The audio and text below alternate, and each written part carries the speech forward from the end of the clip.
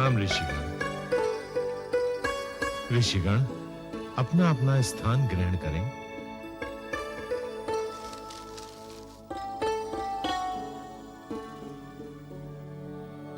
ऋषिगण, पिछली कथाओं में आप श्रवण कर चुके हैं कि गजानन गणेश के पुनः जीवन के पश्चात माता पार्वती के क्रोध को शांत करने के लिए समस्त देवताओं ने अपनी अपनी ओर से गजानन गणेश को अपनी अपनी शक्तियों से सुसज्जित किया एवं अपने वरदानों से उन्हें परिपूर्ण किया। हे परम ज्ञानी सूत जी, माता पार्वती का वात्सल्य प्रेम तो समस्त देवी देवताओं से भी आगे निकल गया। उन्होंने गजानन गणेश को द्वारपाल का सम्मान देकर हम सभी गणेश भक्तों को कृतार्थ कर दिया। ऋषियों, उससे आगे की कथा में महामुनि विश्वकर्मा गणेश जी को बताते हैं कि किस प्रकार माता लक्ष्मी ने विकट परिस्थितियों में भी उनका साथ दिया। हे महामुनि, माता लक्ष्मी और गजानन गणेश के वात्सल्य मिलन की कथा का वर्णन तो सुनते ही बनता है। माता लक्ष्मी ने पुत्र गणेश को चिरंतर काल तक अपने साथ ही पूजने का वरदान दे दिया। हे पुत्र, आज से समस्त संसार में तुम हमारे ही साथ रहोगे। जहां हम विद्यमान होंगे वहां हमारे साथ तुम भी विद्यमान होगे। अर्थात जहां लक्ष्मी होगी वहां गणेश अवश्य होंगे। वो पूजा स्थान कभी संपूर्ण नहीं होगा जहां लक्ष्मी के साथ गणेश की मूर्ति न हो। आज से समस्त संसार तुम्हें और हमें सदैव एक ही स्थान पर पाएगा। गजानन गणेश माता लक्ष्मी के मातृत्व प्रेम में ऐसे खोए कि महामुनि विश्वकर्मा, वीरभद्र व नंदी समूचे कैलाश पर उन्हें ढूंढते ढूंढते थक गए। उधर तारकासुर अपनी शक्तियों के घटते प्रभाव से चिंतित होकर दैत्य गुरु शुक्राचार्य से वाद विवाद करने लगता है, जिसका परिणाम यह होता है कि दैत्य गुरु शुक्राचार्य गजानन गणेश का विनाश करने के लिए भैरव आदि असुर शक्तियों को यज्ञ से उत्पन्न करते हैं। समस्त दिशाओं की परिक्रमा करो, जहां भी गणेश दिखाई दे उसे बंदी बनाकर हमारे समक्ष उपस्थित करो। हमने इस यज्ञ की अग्नि से तुम्हें केवल इसलिए उत्पन्न किया है ताकि हम गणेश को समाप्त कर सकें। जाओ भैरव, जाओ और गणेश को बंदी बनाकर हमारे चरणों में डाल दो। ऋषि, जब गजानन गणेश को ज्ञात होता है कि दैत्य गुरु शुक्राचार्य उनके विनाश के लिए महायज्ञ कर रहे हैं, तो वो स्वयं दैत्य गुरु शुक्राचार्य के सम्मुख उपस्थित हो जाते हैं और उन्हें उनकी अच्छाइयों और गुणों का भान कराते हैं। आप हमारे लिए महायज्ञ कर रहे थे शुक्राचार्य, और वो भी अपार यज्ञ। तुम्हारे लिए यज्ञ? किंतु तुमने कैसे जाना? हम तो व्यक्ति के मन में छुपी हुई बात तक जान लेते हैं शुक्राचार्य। छुपी हुई बात? हाँ शुक्राचार्य, हम तो आपको ये भी बता सकते हैं कि आपके इस यज्ञ में बैठने का कारण क्या है। अर्थात? शुक्राचार्य, आपके इस यज्ञ में हमारे विनाश की अभिलाषा सम्मिलित है। ऋषिगण, दैत्य गुरु शुक्राचार्य गजानन गणेश का अनिष्ट करने की इच्छा को पूर्ण कर पाते हैं या नहीं, ये आगे की कथा में श्रवण करें। गणेश, शुक्राचार्य को चेतावनी देने का परिणाम है तुम्हारा विनाश, तुम्हारा विनाश। गणेश, मेरे प्रतिशोध की ज्वाला समस्त देवताओं के साथ साथ तुम्हें भी भस्म करके रख देगी। असुर साम्राज्य की सीमाएं तुम्हारे लिए काल का गर्भ है, काल का गर्भ। अब तुम यहां से कैलाश कभी भी सुरक्षित नहीं पहुंच सकोगे। कैलाश पहुंचने से पूर्व ही मेरी असुर शक्तियां तुम्हें समाप्त करके रख देंगी, समाप्त करके रख देंगी तुम्हें। गणेश,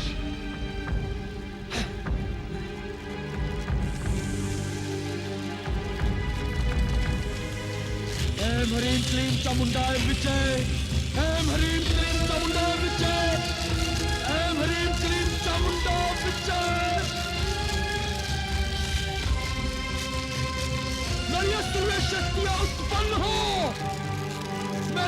असुरीय शक्तियां प्रकट हो, उस दंड बालक को दंड देने के लिए मेरी असुरीय शक्तियां प्रकट हो, प्रकट हो।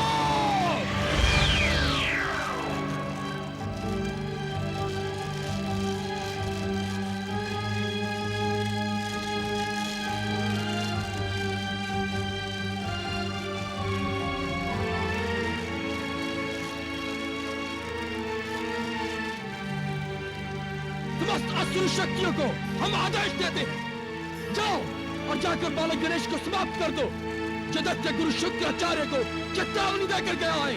जाओ उसे रोको, उस गदमुखी बालक को काल के गर्भ में सुला दो। जाओ बालक, बालक, बालक, बालक, बालक, बालक, बालक। जिस बालक के विनाश के लिए हमने तुम्हें उत्पन्न करके कैलाश भेजा था, वो बालक स्वयं हमारे समक्ष यहाँ उपस्थित हो गया। हम उस अपराधी बालक को उसके दुस्साहस का दंड देना चाहते हैं। भैरव, हम तुम्हें इस आसुरी सेना का सेनापति नियुक्त करते हैं। इस आसुरी सेना को लेकर जाओ और उस गजानन बालक को समाप्त कर दो, उसका विनाश कर दो। और याद रहे, उस बालक गणेश की वेशभूषा गज की भांति। जाओ भैरव, जाओ, वो बालक गणेश यहाँ से अधिक दूर नहीं गया होगा। जाओ। जो आज्ञा दैत्य गुरु, उस गजानन बालक का शीश जल्द ही आपके चरणों में भेंट कर देंगे। गणेश! प्रणाम प्रभु श्री हरि विष्णुदेव। प्रणाम गजानन। आप इस समय कहां से पधार रहे हैं? हे प्रभु, हम इस समय दैत्य गुरु शुक्राचार्य से भेंट करके आ रहे हैं। दैत्य गुरु शुक्राचार्य? गजानन, ये आप क्या कह रहे हैं? हम सत्य कह रहे प्रभु श्री हरि। लेकिन क्यों गजानन? आपको दैत्य गुरु शुक्राचार्य के पास कदापि नहीं जाना चाहिए था। आप जानते हैं दैत्य गुरु शुक्राचार्य देवताओं का सबसे बड़ा शत्रु है। प्रतिशोध की ज्वाला ने उसे उन्मत्त कर दिया है।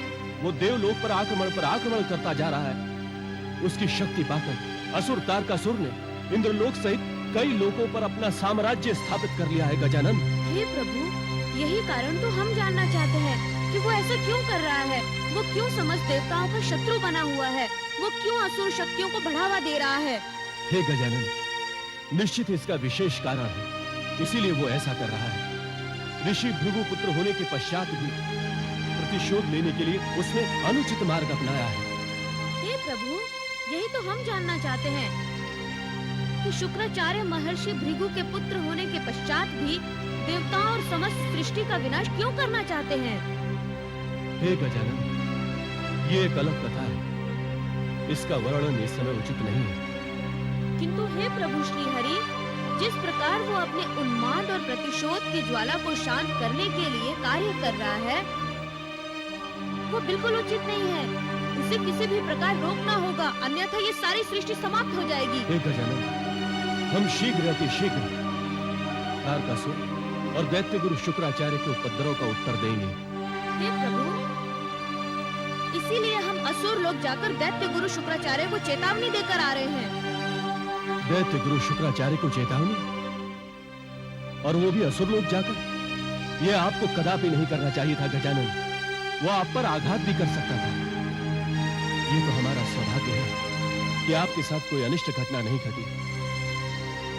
आपकी क्या वार्ता हुई? किस प्रकार की चेतावनी देकर आ रहे हैं आप गजानन?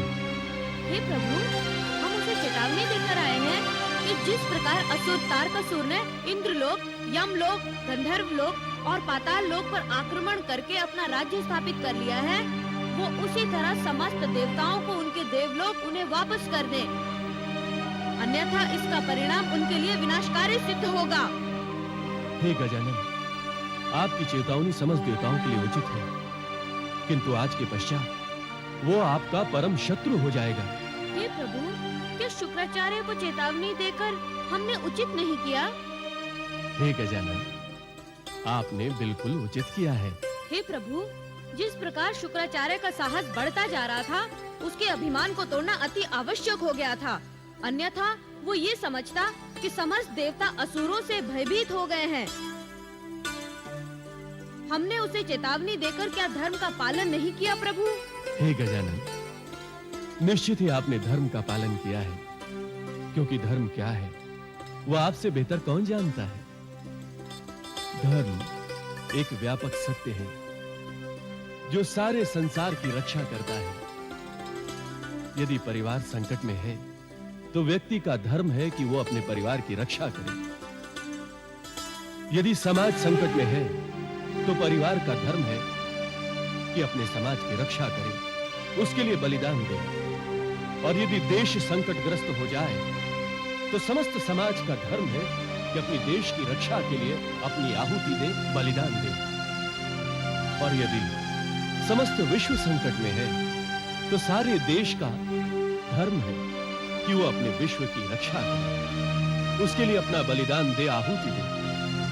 इसीलिए हे गजानन, आपने जो कुछ भी किया है वह आपके लिए गौरव की बात नहीं है, बल्कि धर्म के लिए गौरव की बात है। हे प्रभु, मेरा जन्म तो धर्म की सुरक्षा के लिए हुआ है, इसलिए धर्म की रक्षा करना मेरा परम धर्म होगा।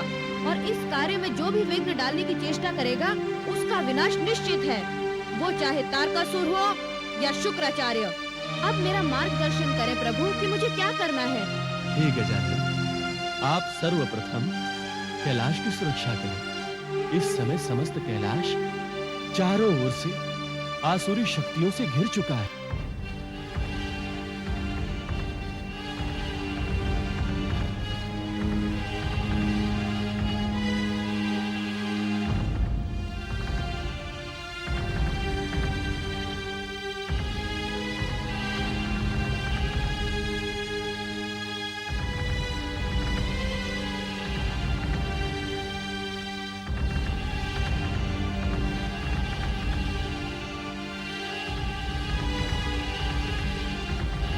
वो देखो, गणेश!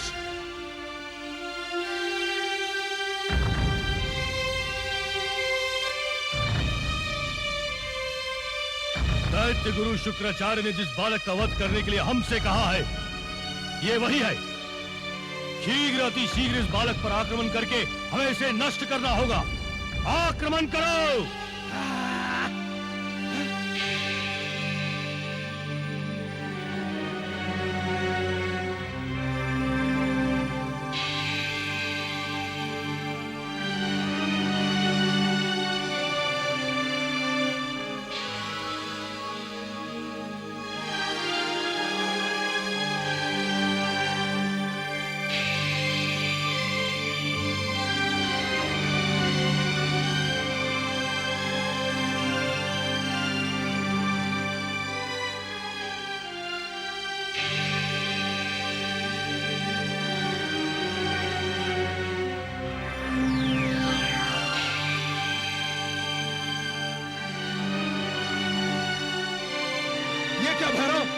ये हमारी दृष्टि के सामने चमत्कार कैसा?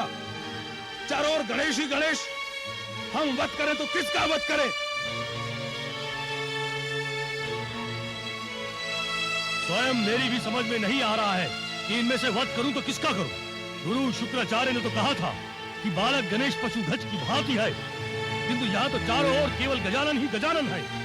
हमें ये किस प्रकार पता चले कि इन सब में से वास्तव में गजानन कौन है? इनमें से वास्तव में गजानन कौन है, ये पता लगाना हमारे लिए बहुत कठिन कार्य है। हम किस किस का वध करेंगे? इनमें से गणेश का वास्तविक स्वरूप कौन है, ये केवल हमें दैत्य गुरु शुक्राचार्य ही बता सकते हैं। फिर हमें किसी भी प्रकार का विलंब किए बिना ही दैत्य गुरु शुक्राचार्य के पास चलना चाहिए। तुम बिल्कुल उचित कह रहे हो। हमें शुक्राचार्य के पास जाने में विलंब नहीं करना चाहिए, अन्यथा गणेश हमारे हाथों से बचकर निकल जाएगा। दैत्य गुरु, दैत्य गुरु, दैत्य गुरु, दैत्य गुरु! आओ मेरी असुर शक्तियों, आओ! दैत्य गुरु शुक्राचार्य तुम्हारा स्वागत करता है। हमें तुम्हारी शक्ति पर पूर्ण विश्वास था कि तुम गणेश का वध करने के पश्चात ही हमारे समक्ष उपस्थित होगे। हमें वो शुभ समाचार शीघ्र सुनाओ कि तुमने गणेश का वध किस प्रकार किया। अनर्थ हो गया दैत्य गुरु, अनर्थ हो गया। अनर्थ? कैसा अनर्थ भैरव? हे गुरुदेव, हमें क्षमा कर दें। हम आपके बताए हुए गजानन गणेश का वध नहीं कर सके। तुम गणेश का वध नहीं कर सके तो फिर तुम्हारी अद्भुत शक्ति का अर्थ ही क्या है भैरव? दैत्य गुरु, मेरी शक्ति निसंदेह अद्भुत है, किंतु उस बालक गणेश को समाप्त न कर पाने का कारण कुछ और है। उसे समाप्त न करने का कारण क्या है? हम इस बात का उत्तर दो भैरव, उत्तर दो। दैत्य गुरु, हम उस बालक को पहचानने में असमर्थ रहे। उस बालक को पहचानने में असमर्थ रहे? क्या हमने तुम्हें यह नहीं कहा था कि वो बालक गज का स्वरूप है, उसके शरीर पर हाथी का मुख है? क्या हमने तुमसे यह नहीं कहा था कि समस्त सृष्टि में गणेश का एक ही रूप है, समस्त संसार में उसके जैसा अन्य कोई नहीं? आप बिल्कुल उचित कह रहे हैं दैत्य गुरु, किंतु हमारे समक्ष बड़ी आश्चर्यजनक समस्या उत्पन्न हो गई। आश्चर्यजनक समस्या अर्थात? आपने तो यही कहा था दैत्य गुरु कि उस गणेश का विनाश करना है जो गजमुख है, किंतु दैत्य गुरु जब हम वहाँ पहुँचे तो हमारे समक्ष एक नहीं असंख्य गणेश थे, जिनका स्वरूप एक ही जैसा था।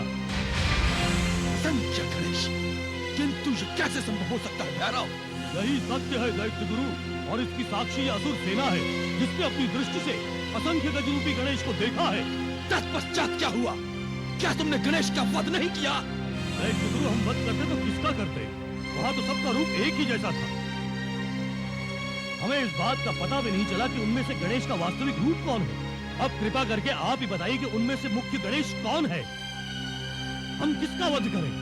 अर्थात एक बार फिर गणेश हमारे हाथों से बचकर निकल गया। आदेश दीजिए दैत्य गुरु, हम क्या करें? गजमुख गणेश को हम कहाँ खोजें? बताइए वो कहाँ गया होगा? निश्चित ही गणेश कैलाश पर गया होगा। भैरव, तुम समस्त असुर सेना को लेकर जाओ और कैलाश का विनाश कर दो। जो आज्ञा गुरुदेव। गणेश! शुक्राचार्य को चेतावनी देने का परिणाम अब समस्त कैलाश वासियों को भुगतना होगा।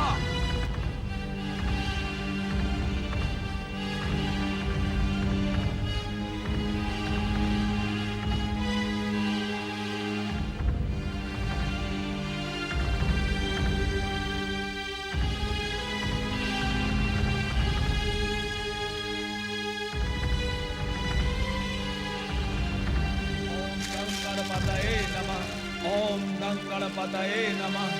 ओम गं गणपतये नमः। ओम गं गणपतये नमः। ओम गं गणपतये नमः। ओम गं गणपतये नमः। ओम गं गणपतये नमः। ओम गं गणपतये नमः। बंद करो तुम्हारी ये पूजा पाठ,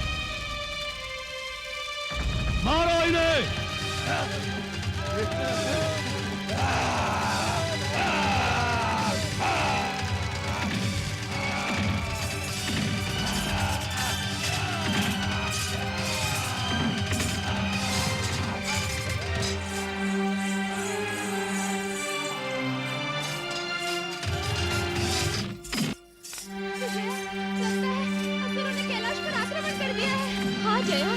हमें ये सूचना जाकर गौरी नंदन को अतिशीघ्र देनी चाहिए। हाँ चलो।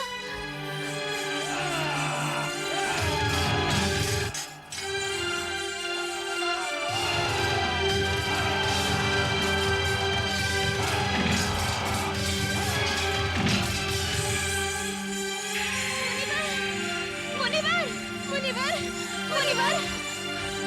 क्या बात है जया विजय? आप दोनों कहाँ से आ रही हैं? मुनिवर, हमारे गौरी नंदन कहाँ है? मुनिवर, कहाँ है हमारे गौरी नंदन? गौरी नंदन? क्या बात है? आप दोनों इतने भयभीत क्यों हैं? क्या हुआ? हमारे कैलाश पर असुर शक्तियों ने आक्रमण कर दिया मुनिवर। क्या? कैलाश पर आक्रमण? हाँ मुनिवर, हम अपनी आंखों से देख कर आ रहे हैं। असुर शक्तियों ने चारों ओर से कैलाश को घेर लिया है। मुनिवर कुछ कीजिए, मुनिवर कुछ कीजिए। अब क्या होगा मुनिवर, अब क्या होगा? समस्त असुर कैलाश पर अपनी विनाश लीला का नृत्य करते हुए भवन की ओर बढ़ रहे हैं। उन्हें रोकिए मुनिवर, उन्हें रोकिए। ये असुरों के अचानक आक्रमण करने का कारण क्या हो सकता है? कहीं शुक्राचार्य की सेना हमारे गजानन की खोज में तो नहीं है? किंतु हमारे गजानन तो इस समय यहाँ है ही नहीं। कहीं हमारे गजानन प्रतिशोध में बढ़ती हुई शुक्राचार्य की सेना के सामने ना आ जाए। मुझे तो यही भय है मुनिवर, यही भय है। आप उन्हें रोक लीजिए मुनिवर, रोक लीजिए। हमें किसी प्रकार भी गजानन को रोकना होगा। हमें अब विलंब न करते हुए असुरों के आक्रमण का उत्तर देना होगा।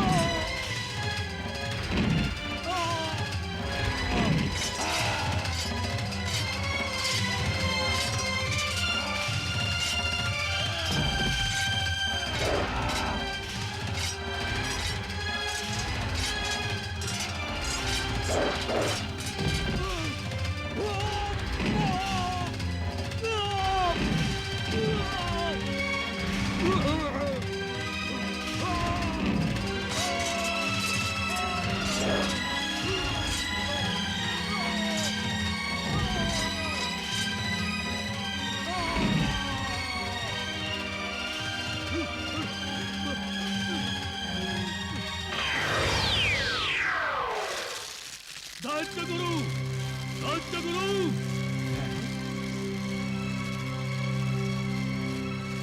दैत्य गुरु, ये तुम्हें क्या हुआ है? तुम्हारी ये दुर्दशा कैसे हुई? और हमारी असुर सेना कहाँ है?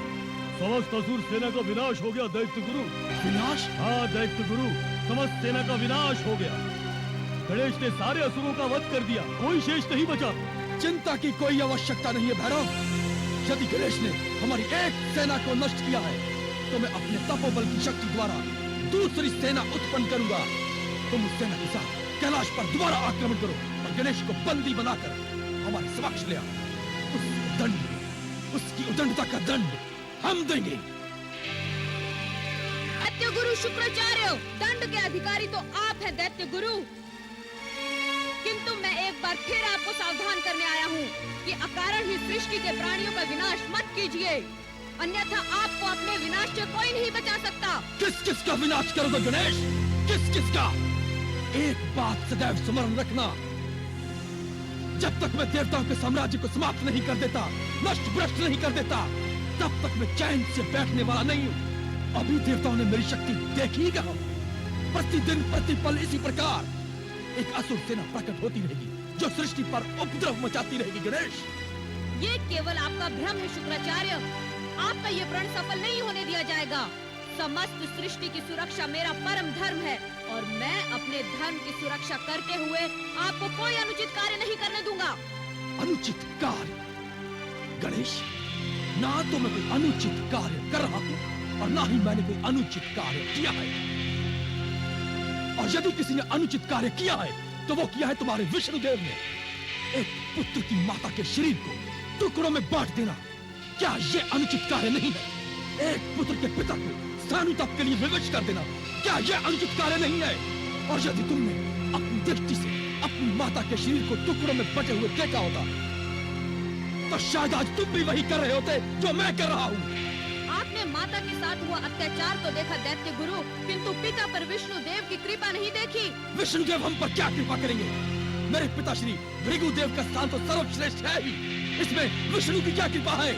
शुक्राचार्य, ऋषि होने के नाते आप अपनी शक्ति का प्रयोग अनुचित ढंग से कर रहे हैं। यदि आप ऐसा ही करते रहे तो एक दिन आपकी सारी शक्ति समाप्त हो जाएगी और आप केवल साधारण व्यक्ति बनकर रह जाएंगे। आपके पास अब भी समय है, स्वयं को बदल डालिए। अब ये कदापि नहीं होगा गणेश। मैं विष्णु और अन्य देवताओं को कभी क्षमा नहीं करूंगा। मैं जानता हूँ कि शिव का वो पुत्र जो पार्वती के गर्भ से पैदा होगा, वो तारकासुर का काल होगा, अन्य कोई नहीं। किंतु मैं ऐसा कदापि नहीं होने दूंगा, कदापि नहीं। शुक्राचार्य, आपके इन्हीं तुच्छ कर्मों और विचारों के कारण आप मात्र दैत्य गुरु बनकर रह गए, अन्यथा आप देवताओं में सर्वोच्च पद पर भी आसीन हो सकते थे। ये सारी सृष्टि आपकी इच्छा अनिच्छा से नहीं चलती, ये चलती है विधि के विधान से, और इस विधि के विधान को आप कभी बदल नहीं सकते।